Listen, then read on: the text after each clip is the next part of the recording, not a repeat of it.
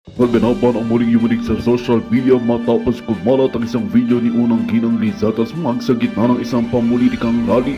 Sa naturang video may kita tilang hindi maayos ang kilos at pananalita ni Ginang Lizatas sa agad namang umani ng matitinding reaksyon mula sa publiko at ilang personalidad. Sa isang mga naglabas na mga tatapang na pahayag ay si Atty. Vic na diretsahang binatikos ang umuri hindi ka nais-nais na pag-uugali ng Unang Ginang. Alin niya hindi na raw ito dapat ipagsawalang bahala lalo't may posisyon itong hinahawakan na may malaking impluwensya sa gobyerno. Kasama rin sa bumatikos si Boss Dada, isang kilalang online commentator na tinawag pang walang respeto sa taong bayan ang sinasabing pag-aadik ni Ginang Lizatanas. Habang patuloy na pinag-uusapan ng video online, nananatiling tikom ang bibig ng Malacanang at ng kampo ni Ginang Lizatanas sa mga paratang. Humihiling naman ang taong bayan ng linaw na at aksyon lalo't tila hindi na ito ang unang pagkakataon na nadadawit sa kontrobersiya ang Unang Ginang. Sa kabila nito ang tanong ng marami, hanggang kailan ito mananatiling bulag ang pamahalaan sa isyu ng loob ng sariling tahanan ng kapangyarihan. At yan nga ang balitang ating pagkakatutukan. Ngunit bago ang lahat, siguraduhin mag-subscribe at ihit ang notification bell para sa patuloy na pagtutok sa mga silip ng bagong balita dito lamang sa tunay na boses ng masa.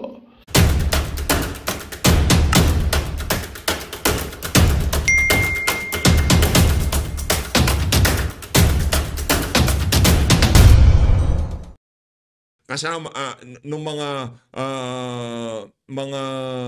individual na nagkaroon ng issue diyan sa mga film fest na yan, eh wala daw silang kinalaman. Ito, panoorin mo natin itong mga kababayan. Ibang klase, laks, tama talaga, mahilig talaga magsasayaw-sayaw yung alin na yun pambira. Yan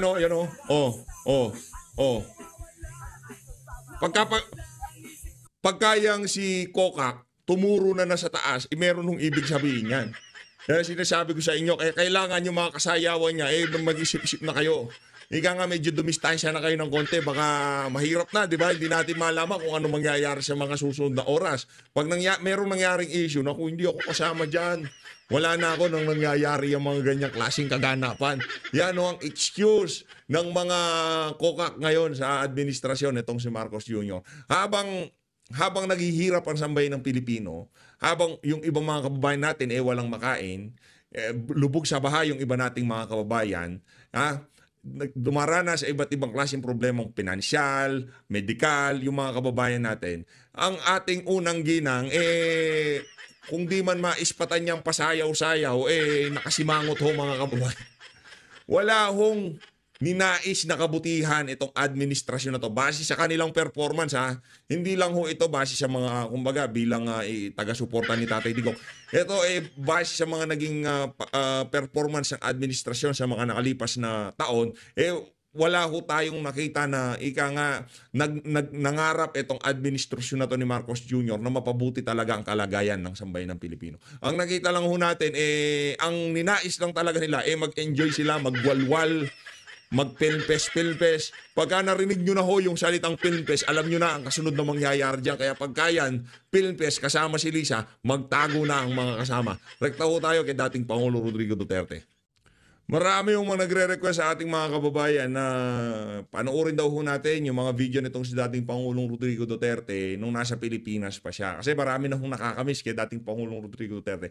Isa ho to sa mga video na kung saan makikita ho natin na masigla pa si Tatay Digong, maganda pa pangangatawan niya kasi base sa mga nababalitaan natin ngayong mga panahon na to, medyo namayat daw ho siya. Tayo ay umaasa sa mga susunod na araw, susunod na buwan, muli ho nating makita magsalita itong si dating Pangulong Rodrigo Duterte na nasa bahay niya dyan sa Davao City. Panoorin na natin mga kababayan. Mga kababayan ko, kumusta kayong lahat?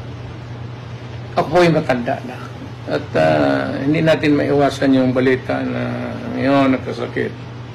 Wala naman akong sakit at feeling ko hindi naman ako mamatay ngayon kagad. Nandito ako sa bahay. Ito si Bong. Ako retired na. Makita mo yung maliit ko na bahay. Kain lang niya. Housing lang ito. Housing ito ng Batiin mo lang sila, yung mga Pilipino. Nandito lang ako nagre-relax at nagbabati sa inyo ng magandang araw sa lahat ng Pilipino. Hindi po totoo yung nagpapakalat, huwag kayo magpapakalat ng masamang balita. Alive and kicking. Siyempre, may edad na po si dating Pangulong Duterte. Kahit papano. May konting sakit, pero at his age, he's very healthy. Alam mo, matanda na ako. Nagsilbi na ako sa inyo ng pinakamatagal, mayor, ilang taon, presidente. Huwag kayong magtaka kung mamamatay ako. Mas mabuti pang magtanong, bakit pa buhay pa yan? Bakit tayo na magpahinga, matanda na? Yun pa ang tanong yun. Pero kung sabi mo, balitaan ninyo, may chismis, mamatay ako. Lahat tayo, ikaw, ako, lahat ng kaharap ko sa mundong ito, mamamatay tayo. Hindi ako exception. May katandaan na ako, tapos na ako nagsilbi sa buong buhay sa bayan ko, ang taong bayang Pilipino. Salamat po sa tulong ninyo at inyong pagbigay ng pangpalakas ng loob sa yung kanang paraon. Kaya kung nakaya na nilabanan ko lahat. Lalo na yung krimen. Tapos na ako, retired na ako. So, very healthy po si dating Pangulong Duterte. Ako naman, in my own small personal capacity, ang commitment ko sa kanya, lalo na sa kanyang medical, at hindi ko po pababayaan ang ating dating Pangulong Duterte. Hanggang kamatayan po ang aking commitment sa kanya. At mahal na mahal ko po siya. At parati niyang pinapaalala, just do what is right. Yan. Magtanong kayo ng anong pinaka-advice ko para sa iyo at para sa mga anak at apo ninyo. Isa lang. Gawin mo lang kung ano yung tama. Hindi mo kailangang pag-usapan eh. Alam mo dito, pati dito, kung ano ang tama o mali. Gawin mo yung tama. Sana ganito yung mentality ng administrasyon nitong si Marcos Jr. No? Kung gawin lang nila kung ano yung tama. Tama ba na gastusan ng milyon-milyon yung PhilMPes para lamang makapagpulburon sila? Mali. Napakaraming problema sa Pilipinas, yung kapritsyo ni Lisa, yung inuuna nila. Tama ba na ibulsa natin yung pera, wag na natin pagawa yung mga flood control? Mali. Wala kasi silang ganitong mentality eh. Tama ba na papasukin ang ICC dito kahit wala silang jurisdiction? Mali. Lahat ng ginagawa ng administrasyon na to, kabaliktaran dun sa prinsipyong sinasabi nitong si dating Pangulong Rodrigo Duterte sa ating lahat. Do what is right. No? Gawin nyo lang kung ano yung tama. Pagka yan, mali, automatic huwag nyo gawin. Tama ba na labanan ang ipinagbabawal na droga? Tama. Palakpakan natin si dating Pangulong Rodrigo Duterte dyan. Diba? Tama ba na manindigan tayo na dapat makalaya na itong si dating Pangulong Rodrigo Duterte dahil sa pagkaka-aresto pa lang niya napakarami ng kamalian na nangyari. Tama, di ba? Ang gulo mo, PH. Pero ang bottom line dito, magsasama-sama ho tayong isabuhay itong tagubili na to nitong si dating Pangulong Rodrigo Duterte. Bilang ordinaryong Pilipino, meron kang hawak na basura. Tama ba na itapon ko to kung saan-saan na lang? Kasi ano yan eh. Yun yung pinaka-basic pero yung mga Pilipino di natin malaman ba't ganyan mag-isip. Tama ba na itapon ko tong basura na to kung saan-saan lamang? Mali. Ibulsa mo muna, hanap kang basurahan. Diba? Kasi pagka nagpunta ka na ibang bansa, ganun ginagawa eh. O, ngayon, tawiran. Tama ba na naka-red pa, marami pang sasakyan dumaraan, hindi pa nakago yung pedestrian, tatawid ka na? Mali. Ngayon, gagawin ng mga Pilipino, tatawid pa rin kasi hindi natin malam. Kahit madali ka, hindi dapat gawin yun kasi mali. Yun sa buhay nun natin bilang mga Pilipino, yan tagubili na yan ni dating Pangulong Rodrigo Duterte. Doon sa ating mga maliliit na kaparaanan, panigurado, makakapag-ambag tayo ng kahit kakarampot na pagbabago dito sa bansang Pilipinas. Panalangin ho natin si dating Pangulong Rodrigo Duterte na makauwi na sa lalong madaling panahon. Ito, panoorin ho natin ang naging talumpati nitong si Boss Dada, isa sa mga banateros. Ay, malupit ho yan. Sabi ko naman sa inyo, isa sa mga, sa lahat ng, Ibanat ba, malupit yan. Pero yung pagbalagbag nitong mama na to, mahusay ho talaga. Sa totoo lang. Matalas din yan si Boss Dada. Panoorin ho natin. Ayaw kong isipin niya na iniwanan natin siya. Hindi namin kaya sa Pilipinas na magpunta lahat dito para sumuporta, pero kung kaya lang, pupunta kaming lahat dito. Pero maraming salamat kasi nire-represent nyo lahat ng mga Pilipino sa Pilipinas dito para ipakita sa ibang mga lahi dito na mahal natin si Pangulong Duterte. At lahat ng mga paratang nila kay Pangulong Duterte, puros kasinungalingan at politika lamang. Kaya maraming salamat. Hindi matatapos ang aming pasasalamat sa inyo. Kasi kami sa Pilipinas, alam niyo nung kukunin na si Pangulong Duterte, bago mangyari yun, magkakasama kami sa Hong Kong. Alam mo, pinipigilan na siyang umuwi ng Pilipinas, no? Sinasabi sa kanya, may mga intel kaming natatanggap na uhulihin siya. Sabi namin, huwag kang umuwi. Pero alam nyo, sabi niya, uuwi ako. Kasi Pilipino ako eh. Kung anong mangyari sa akin, siguro naman hindi ako pababayaan ng mga kababayan ko. Ang pinakamasaklap, masyadong malakas yung kalaban natin. Kaya lang, lagi niyong tatandaan na kahit gaano sila kalakas, may katapusan sila. Yes! Correct. Yung pagmamahal natin sa Pilipinas, pagmamahal natin kay Pangulong Duterte, walang katapusan. Correct. At yun hong hindi natansya ng administrasyon na to. Yung 6 na taon nila, ano yan? May time limit yan.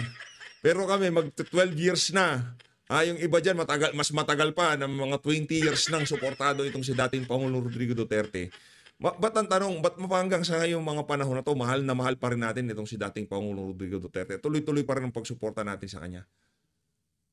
Kasi siya ho ay hindi magnanakaw. Siya ho ay nagnasa ng kabutihan. Yung sinserong kabutihan sa bawat isang Pilipino na hindi ho natin nakita dito sa administrasyon na to. Puro trapo, magnanakaw at mga walang yang buhaya. Yun ang nakita natin dito sa administrasyon ni Marcos Jr. Okay, palagay na natin na napakulong nila sa The Hague, Netherlands. Pero ito lang ang sinisigurado kong hindi mararanasan nitong si Marcos Jr. at buong ang kanila, 10 ng kanilang mga angkan, maging itong si Amy Marcos, na kahit wala na sila sa politika, meron pa rin mga tao na nagmamahal at sumusuporta sa kanila, handang makipagbalyahan para sa kanila. Yan ang hindi magagawa ng mga Marcos. Kung hindi sila magbayad ng mga Talyanista at ensaymada, walang makikinig sa mga sinasabi nila. Mga Talyanista at ensaymada, kahit ikumpara nyo na lang ho mga kababayan, kung gaano karaming mga taga-suporta nitong si dating Pangulong Rodrigo Duterte na nakasuporta sa mga vlogger nitong si Tatay Digong, kagaya ng mga banateros. Yan, malulupit yung mga yan. Kaya nga, wala man ho tayo sa kalinggingan ng mga vlogger na yan. Malulupit ho talaga sila, magagaling ho, magpaliwanag, mahuhusay ho mga kababayan. ipapahiram natin yung pagmamahal natin kay Pangulong Duterte sa iba pang mga Duterte. Pwede? Kaya muli po, maraming salamat sa inyong pagpunta rito. Matagal na namin gusto mga banateros na magpunta rito. Lupo. Matagal na po namin gusto magpunta talaga dito para magpakita ng suporta. Kaya sa tuwing nakikita namin na hindi kayo napapagod, hindi rin kami nawawalan ng pag-asa.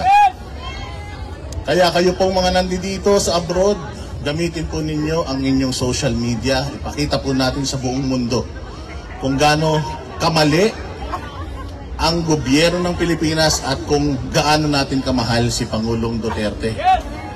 Maswerte kayo dito kasi may kalayaan kayo.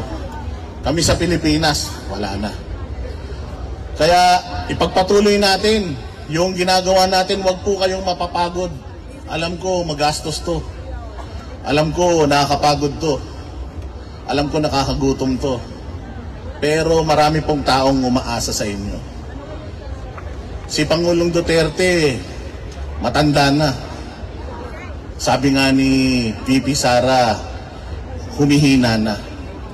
Huwag nating hayaan na yung kanyang loob humina dahil unti-unti tayong nagwawatak-watak.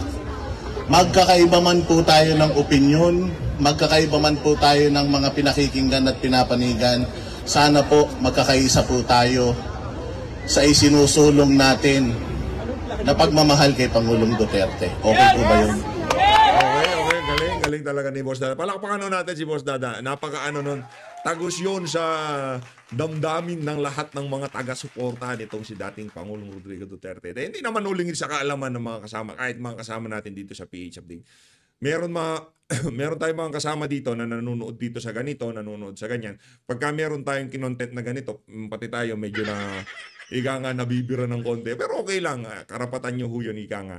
Pero tayo kasi dito, kahit na sinong vlogger pa yan, pagka meron mo silang, especially ang si Ma'am Sastrogando, pagka meron mo silang tamang sinabi o talagang kailangan marinig ng ating mga kababayan, talagang papasadahan ho natin yan. Pero tama yung sinabi na yan itong si Boss Dada na doon sa isang layunin, kung hindi man tayo magkasundo sa iba't ibang mga bagay-bagay sa social media o kung ano pa man, doon sa isang layunin na pagmamahal dito kay dating Pangulong Rodrigo Duterte at pananawagan na makauwi na siya sa lalong madaling panahon, yung bagay na yun, dapat ika nga walang kompromiso doon, ika nga dapat tayo magkaisa at patuloy natin suportahan ng mga Duterte. Hindi lang si dating Pangulong Rodrigo Duterte, bagkus talagang dapat itulak natin ang ating pagsuporta ngayong mga panahon na to kay Vice President Sara Duterte. Huwag na nating pakinggan yung mga awayan dito, awayan dyan. Correct. Importante Boss Dada, yung ating common goal. Saludo. Oo, si Tatay Digong ang bida dito. Wala nang iba. Saludo. Okay. Hindi bida dito yung kung sino-sino, ha. Walang bida dito. Isa lang ang bida dito, si dating Pangulong Rodrigo Duterte. Ibigay ho natin sa kanya kasi alam na ho natin na nasa edad na si dating Pangulong Rodrigo Duterte. Bago man lamang ho siya mawala o ika nga makalimutan niya, mag-ulyanin na siya, ipakita na ho natin sa kanya yung napakatinding pagmamahal, ha, dito kay dating Pangulong Rodrigo Duterte. Palakpakan natin to si Boss Dada, napakalaman ng mga sinabi niya. Saludo, Boss Dada, mahusay. Ngayon, siguro, naiintindihan nyo na ako kung pagka sinusundutan ko tong si Boss Dada, lagi kong sinasabi na isa yan sa mga talagang sinusubaybayan natin na miyembro ng Banatero, siya ang si Boss Dada. Kasi pagka sumalansan yan, talagang sasabunin ka ng mukha. Muli po, salamat po sa inyong pagpunta rito. Hindi na po ako magtatagal dahil marami pa pong mga importanteng mga tao na dumayo pa rin mula sa Pilipinas papunta rito. I love you too, Mami.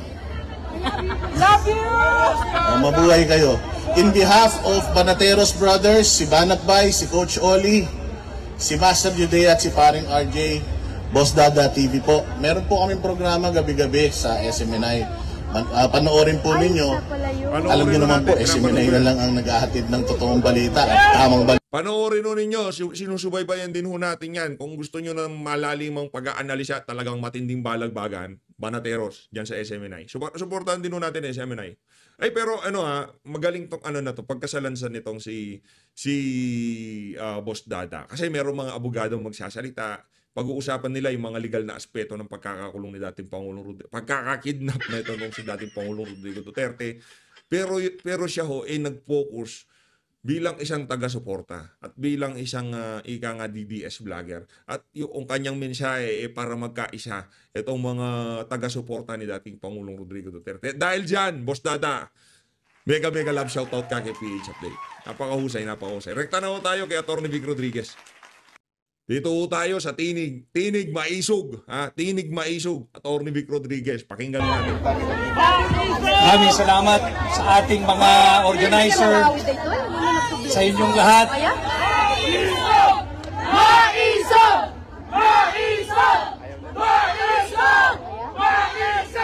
Maraming salamat. Siya ho ang mukha ng maisog ngayong mga panahon na to, si Atty. Vic Rodriguez. No? Pagka nakita mo yan si Atty. Vic Rodriguez, sakbang ng maisog, tinig maisog. Saludo, Atty. Vic. Mega love shoutout. Kumusta na ba tong si Atty. Vic? Wala na tayong masyadong balita sa kanya ngayong mga panahon na to. Pero sa tingin ko okay naman siya. No? Okay naman siya. Masaya tayo na nakita natin siya dyan sa pagtitipon na yan. At alam ko, mga kasama natin dito sa PH Update, maraming natuwa dyan sa nakita nila na yan na talagang yung pagsuporta niya. Yan ho yung mga ika nga hindi naman siya pag-ano ha. Maraming naging taga-suporta si Tatay Digong. Maraming nauna kay Atty. Vic Rodriguez. Pero sinong naiwan ng mga tunay na ngayon talagang napakatindi ng pinagdadaanan ni Tatay Digong? Bakit nandyan siya? Ngayon siguro naiintindihan nyo na ho kung bakit talaga nung panahon ng kampanya, isa ho siya sa mga talagang kinampanya natin. Kasi nakita ho natin ang genuineness ng itong si Atty. Vic Rodriguez. At kung sakaling tumakbo man yan ng kahit anong pwesto sa pamahalaan, kahit na lokal, kung ano pa man, susuportahan ho natin yan. Hindi lang naman siya, si Atty. Jimmy Bondoc. At alam ko, yung mga kabilang dyan sa Duterte na yan, kung kaya lang nilang magpunta dyan, talagang kasama silang dyan sa pagtitipon na yan kahapon. Ngayong mga panahon na to, nasa The Hague, Netherlands. Sana mabigyan ho sila ng pagkakataon na makita, no, masulyapan itong si dating Pangulong Rodrigo Duterte. At para magkabalita ho tayo kay Tatay Digong. No? Kasi bagay, yung mga sinabi ni VP, more than enough na yun para sa atin na ganito ngayon si Tatay Digong. Medyo namayat na, nangihina na. Sana makauwi na ho siya. Sana mabigyan ng pagkakataon itong si Atty. Jimmy, Atty. Vic, Boss Dada, Senator Robin Padilla, at sino pa ba? Yung mga personalidad na nandyan na masulyapan man lamang itong si dating Pangulong Rodrigo Duterte. Hindi man lamang kahit na hindi na siguro makausap, no? Yung tipong ma-high lang nila si Tatay Digong o sana. Ano nyo kung yung mga hindi pa ho nakasubscribe, kung maaari ho, paabutin na ho natin ng 1 million yan. Yung ating subscriber, no? Paabutin na ho natin.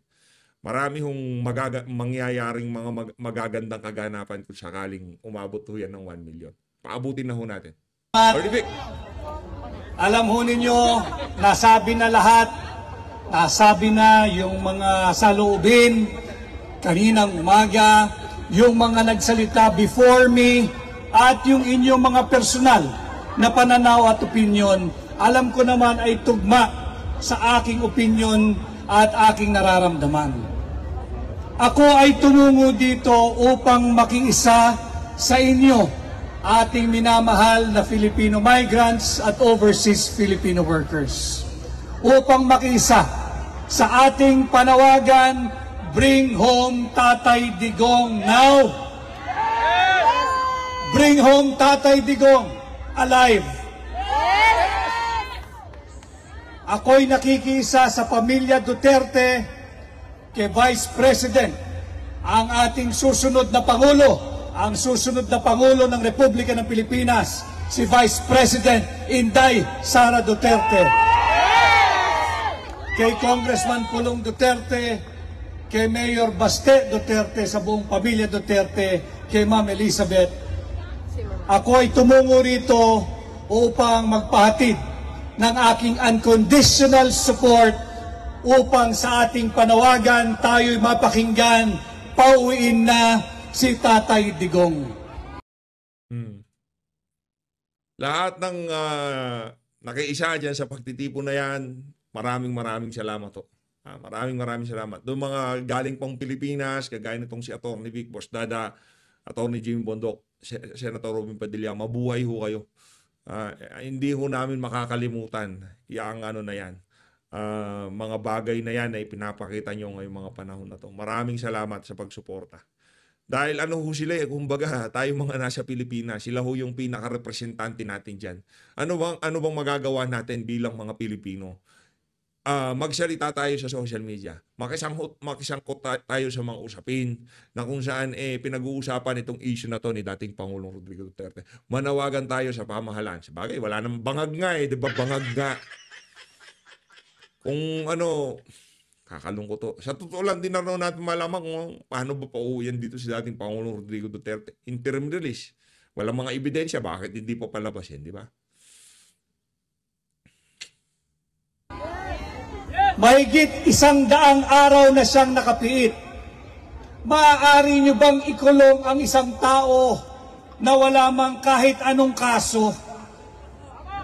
Maaari mo bang arestuhin ang kapwa mo Pilipino at ilagak sa ibang bayan nang wala ka man lang warrant of arrest? Kami ay tumungo dito upang sana ay makuhaan ninyo ng inspirasyon sapagkat sa Pilipinas, kayo, mga minamahal nating kababayan, ang aming motibasyon. Nung unang sinalbahe si Pangulong Duterte, kung hindi dahil sa inyong pagkilos dito sa labas ng Pilipinas, kami po ay suppress sa loob ng Pilipinas. Subalit dahil sa inyong nagkakaisang payapang pagkilos, napansin ng buong mundo na mali ang ginawa sa dati nating Pangulo. At kagaya ng natura ng ating kaibigan ni Senador Robin Padilla, hindi ito usapin ng pro-Duterte lamang. Hindi ito usapin ng mga supporter ni Pangulong Duterte lamang. Ito ay usapin na hindi dapat yung ginawa sa kapwa nating Pilipino. Na paulit-ulit kong sinasabi, ipinagkanulo ng sarili niyang gobyerno. At ito sana ang patuloy nating pagsikapan, patuloy tayong magkaisa, magbuklod-buklod. Alam ko, galing pa tayong lahat sa malalayong lugar. Subalit, sariwain lang natin, sino ba ang pinaglalaban natin? Ang kapwa natin Pilipino na ang pangalan ay Rodrigo Roa Duterte, who was given the best years of his life, serving Davao City and making it the most peaceful city in the Philippines. Yung taong piniit nila ngayon dyan sa ICC, dati nating Pangulo, nagmalasakit sa bawat Pilipino upang pati ang ating mga anak ay payapang makapaglakad sa ating mga lansangan nang hindi minomolestya ng mga drug addict, drug dealer at masasamang loob. Subalit ano ang sinukli ng mapang-aping gobyerno ni Bongbong Marcos? Siya ay pinagkanulo at uulitin ko, hinandog sa kamay ng naglalaway na banyaga dito sa ICC. Kaya sana ang aming pakikisa sa inyo ay makuhaan din ninyo ng dagdag na inspiration at motivation na huwag tayong tumigil hanggat hindi natin naiuwi. Magandang balita ang hatid namin sa inyo ngayong araw. Sa pagtatapos ng aming balitaan, nagbigay kami ng mga mahalagang impormasyon. Maraming salamat sa pagtutok at pagsuporta sa aming programa. Huwag kalimutang manatili sa mga susunod na araw para sa mga bagong balita at mga kwento na dapat nating abangan. Mula sa Boses ng Masa, magandang araw Pilipinas!